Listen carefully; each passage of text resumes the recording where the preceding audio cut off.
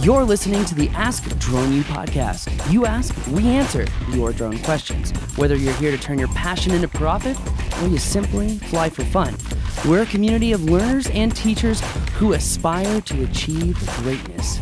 We are Drone U. Good morning, good evening, good day. Whatever it is for you, make it good. My name is Paul, and welcome to another friendly episode of Ask Drone U. Friendly indeed, and my name is Rob, and so happy to be back in the saddle, hanging with Paul, chilling with you. Thank you for chilling with us. Appreciate it.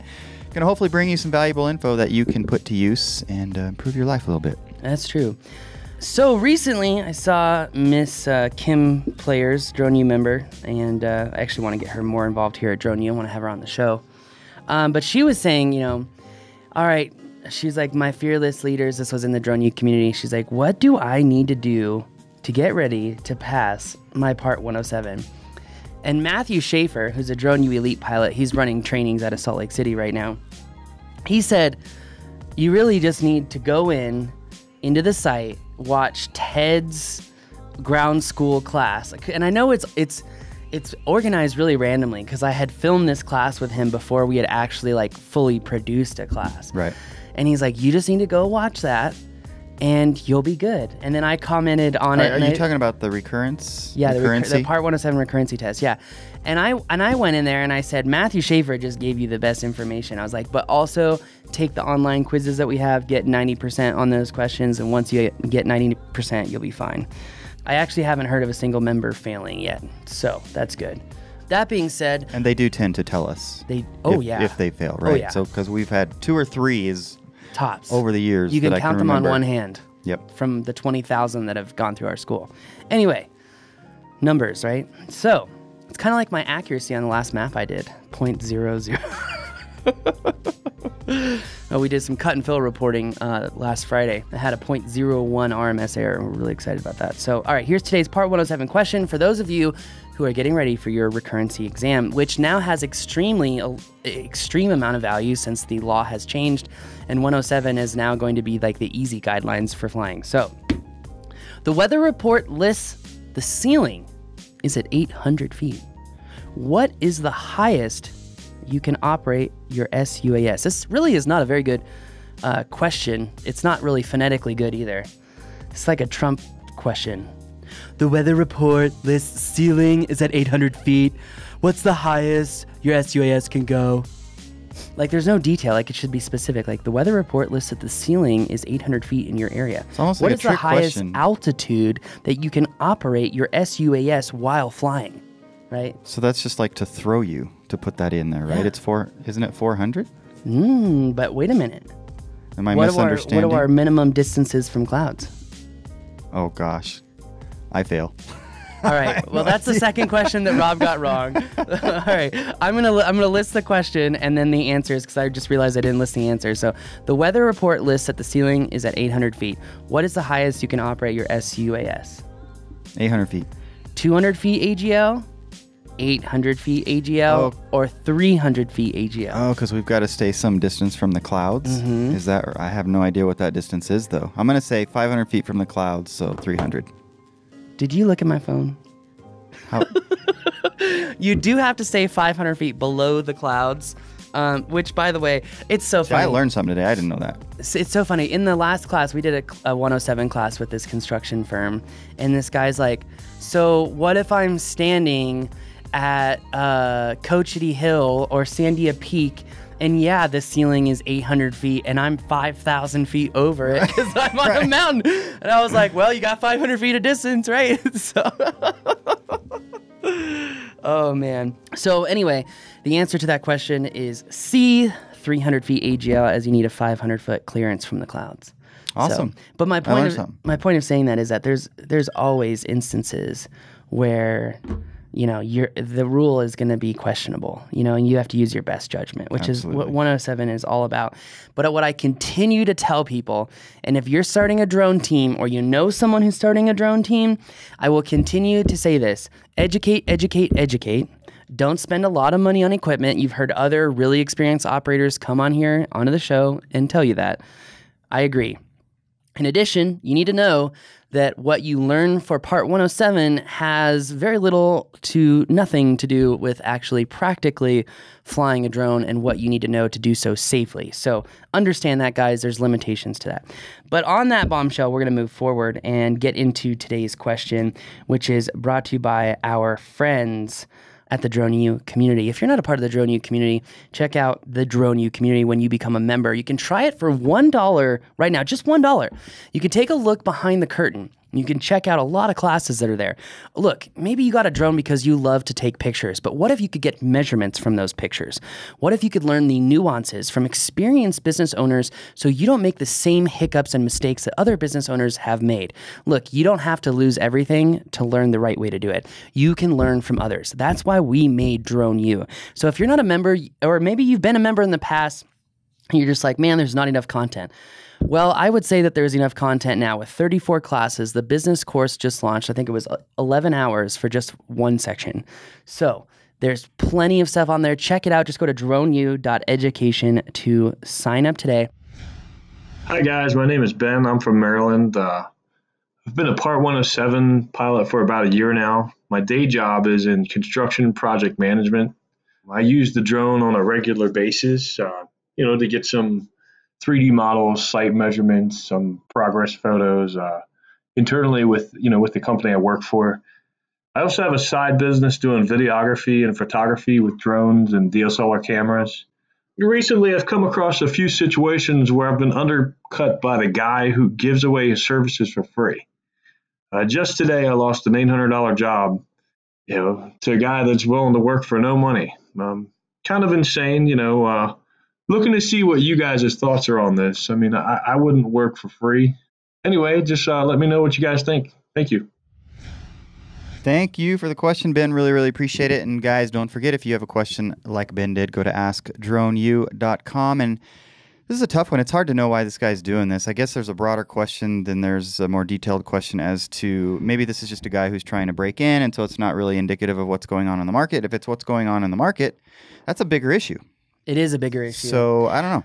But I also have to say, look, we've sat here and we have told new operators how to break in and do exactly what this guy is fighting. And now I feel like we're going back and we're saying, okay, if you're an existing operator, here's what you need to do in order to retain the client. And for some people that may be like, well, why are they doing this? It's kind of contradictory. But the way that I thought about it this morning, we went for a morning walk. We do a morning walk before we record our set of episodes for the week. And I was talking, I said, you know what, Rob, these guys need to understand that if you're a good salesman and you understand how sales works and you understand what you need to really do to incentivize people and to educate people, there's no challenge that is going to put you to a point of extinction, right? There is no challenge for a good salesman that's going to put you to a point of extinction. In fact, the challenges will push you to be better. Agreed, 100%. We are only, think of it like a video game, right? I mean, this is what I tell the younger kids below me when they're struggling through some of these obstacles and whatnot. And the idea is that you got to think of it like a video game. You're leveling up, and each time you level up, it's going to get a little bit harder, but then you're going to get a little bit more confident about what you can take. You're also going to get a little bit more emotionally intelligent, which is something that I think is one of the most valuable characteristics no matter what your job is. Absolutely. And I think the emotional intelligence factor in this particular scenario, if we're talking very specifically about being in the scenario that you just described, one is to concentrate on maintaining the relationship with that potential client or that previous client. You didn't say whether it was a job that you've worked on before or if it's a new client, but regardless, you sound like you have a lot of experience. He does sound like he's got a decent amount of experience. Correct. It sounds like you've been flying quite a bit and you fly for your day job, et cetera, et cetera. So we're going to assume that you do good work. We're going to also assume that the person who's willing to work for free is breaking in, or for some other reason is working for free. Could be that their quality is just not there yet. And so ultimately, you want to maintain a very solid relationship with that potential client, because there's a good chance they're not going to be happy with the product that they receive. And so I think part of the skill set in terms of the sales and so forth is being very subtle in how you set them up for that to happen and set them up to come back to you. right? Yeah, I mean, I'm going all Chris Voss on this thing right now. In my mind, I'm like, okay, if I'm sitting there in front of a client, which this has happened to me before, okay, because it's happened to me. The clients have come back, and I'm like, Right. Okay, so now knowing the entire sequence of what's going to happen, how would I go about it? And like, imagine that you're the client. Right. And I mean, just go for it. Let's role play. Let's do this. And by the way, I don't think you can blame the client if they've not experienced what they're about to experience before. Well, then how have they learned? Exactly. So they're just trying to save money and be frugal. Yeah. Okay. So this is how I would go about it. And I think this is really important because we're going to focus on a couple things. Maintaining the relationship so that the client is figuring out why are you so focused on maintaining the relationship rather than focusing on what's at hand. We're also going to help showcase the typical cyclical nature of these things and how they happen. We're going to also just essentially show no emotion whatsoever and just say, well, you know, like I really want to make sure that you're happy, so keep my name around. So all right, let's go into this. We're gonna have some fun with this. All right. Rob is Mr. Construction Project Engineer, and let's say Budget's tight. It sounds like it could be a mapping job. If it was $800, I wonder like what if he was doing a 3D model. So I'm gonna go with he is doing a 3D model. Okay. That way I can use that for my education route because like I've said in the past, you know, in the book, like How to Be a Rainmaker, they say don't educate your clients, but I think you have to do a little bit of education in today's day and age. I mean, I'm doing that right now with a client. Last Friday morning, I flew a construction site just to see like, hey, this is how fast this works. This is how we do it. And this is the information you're going to get. Okay, cool. Bye. Right. You know? All right, let's role play. You're a construction manager, project engineer. Okay. I'm Paul, in case you didn't know. All right. I'm Bob. All right, Bob. Hey, Bob. Good morning. I'm here to get some more measurements for you. Looking forward to doing this map. A really cool site you got going on this morning. So did we not let you know that we decided to go with a different pilot? Unfortunately, no. I don't believe man. that I read that memo. So My assistant was supposed to reach out to you. I really apologize. There's some guy who's said that he would do it for nothing. He would do the project for nothing. Yeah, I know. I was as surprised as you are, but what am I supposed to do? Well, you got to give the guy props, right? And first of all, Bob, excuse me.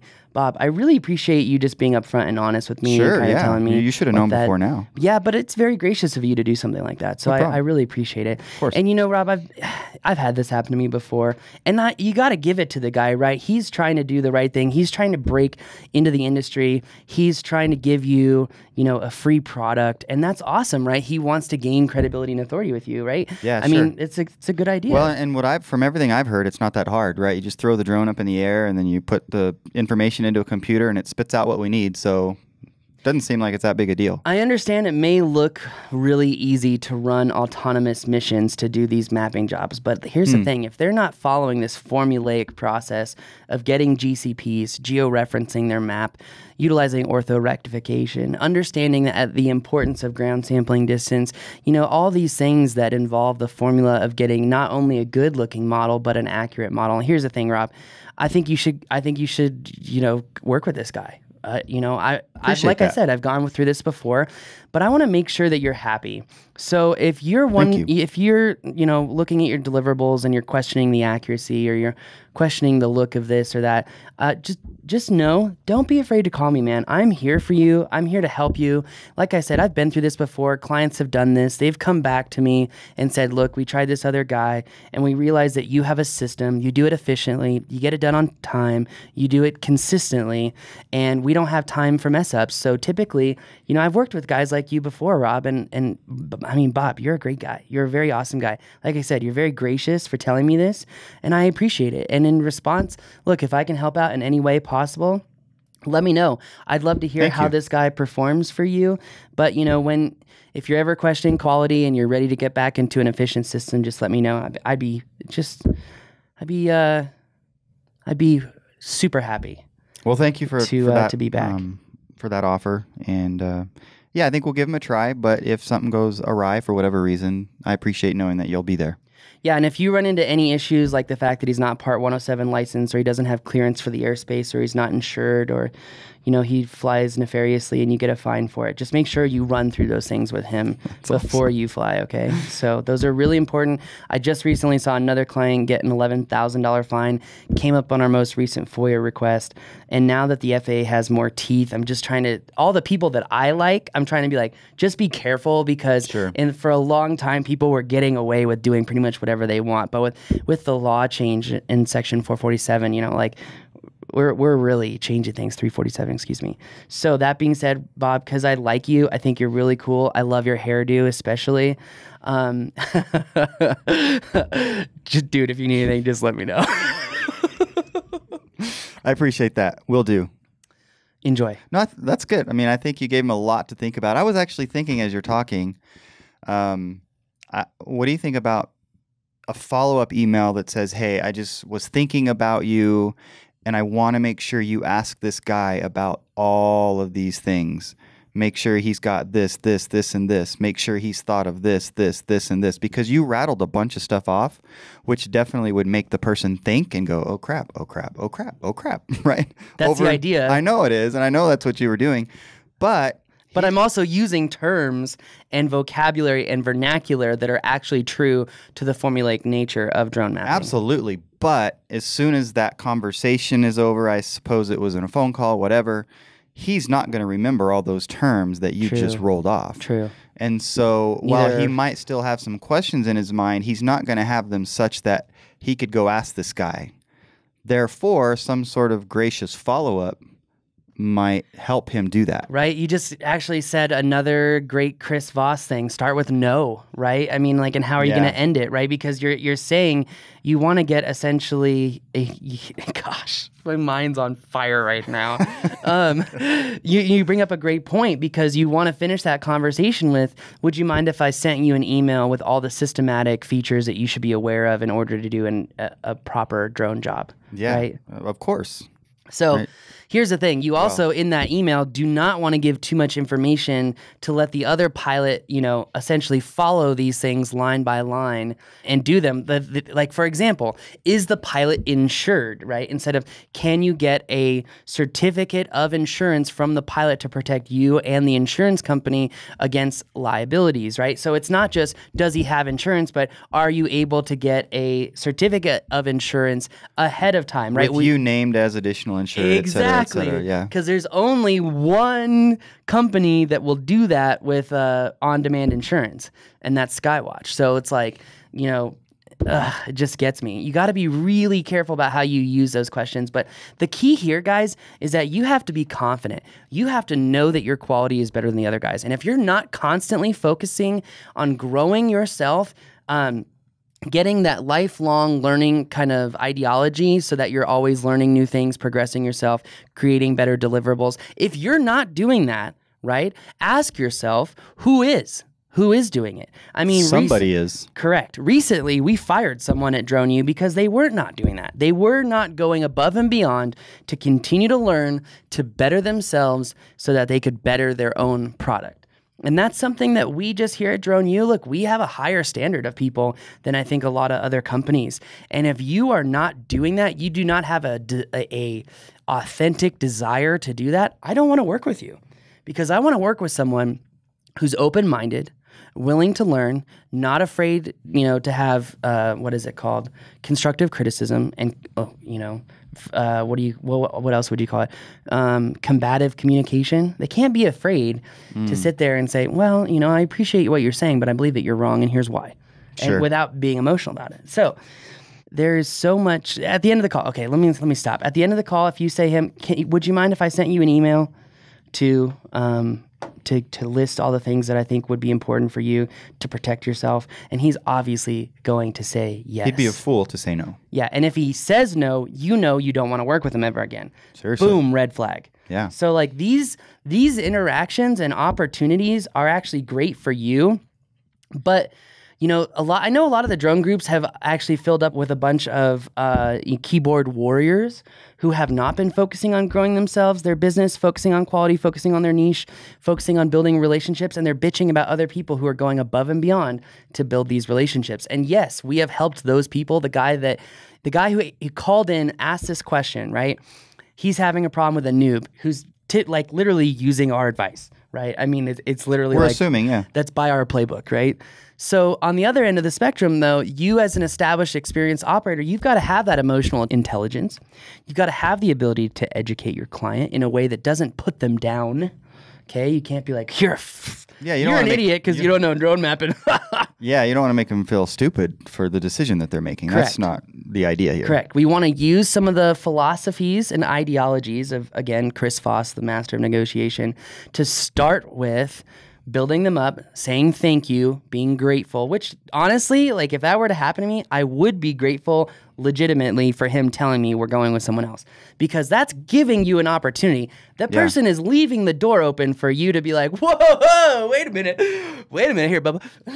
So, I mean, this is great. You got to be grateful for that, and you got to communicate that. Then go into, well, make sure they're doing X, Y, and Z. And this is why, guys, when you're out there doing these jobs, you cannot make it look easy. Explain, talk about things. I mean, like just with a client this morning, right? And I actually put a video in the Facebook, Drone U Facebook community. And I said, here's how you do volume measurements. And I did it from the top down, how most people teach other people how to do it. And I said, whoa, wait a minute. How are we sure that we're actually measuring the bottom of the stockpile? Mm-hmm. And so I zoomed in, looked, and there's this big green line. And it's like, see, we're not measuring the whole pile.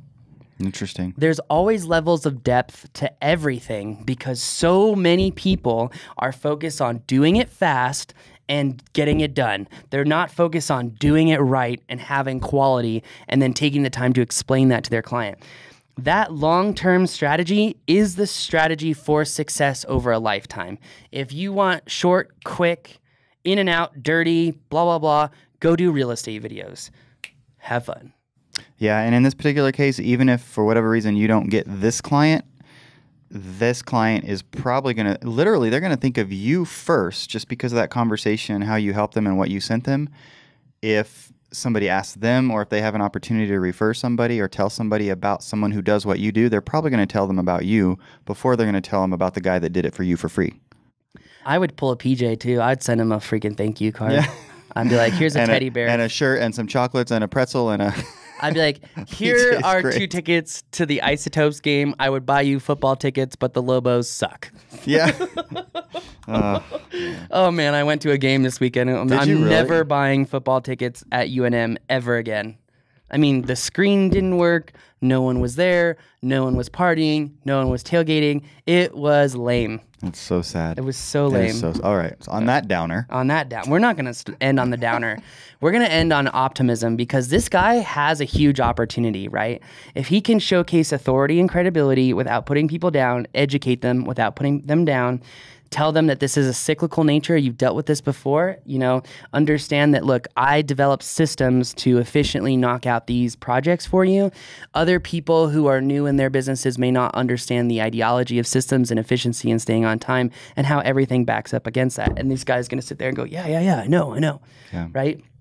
You want to hit those pain points that can potentially happen and say, look, cool, go try the other guy. If you showcase any insecurity that someone else is flying, you're done. You're dead. Walk out the door because you're screwed, right? Humble confidence. It does, yeah. Reluctant hero, I believe is what it's called. That too. Yep. That being awesome. Yeah. Anyway, sorry, we really went down. I'm just repeating myself. We really went down the rabbit hole with this one. Don't forget, guys, if you have a question, go to askdroneu.com. And also, guys, you know what would really be awesome? Can you please leave us a review? We're up to almost 240 reviews on iTunes, and I would just really appreciate a review. If we've helped you out, please leave us a review or subscribe to the show and get them downloaded automatically to your phone. In addition, I do want to say our Austin mapping class is coming up. If you go to the website, go to thedroneu.com, scroll down to that wheel, click events, click more info, and then you'll go to November and you'll see, and by the way, we're going to change that page. So if you're like, wow, that's a lot of clicks just to go to a training, I agree. we're going to go to November, click the Austin training. The Austin training is going to be 3 days long. It's going to be a deep dive into Pix 4D. We're going to go over on the first day understanding the relationship of drone mapping for image acquisition and image processing. We're going to go over some of the typical deliverables that you would see in drone mapping. We're going to showcase some of the drones that may be good for mapping certain projects. We're going to go into ground control points, what type of ground control points you should use, how to disperse them. We're going to talk about survey grade equipment.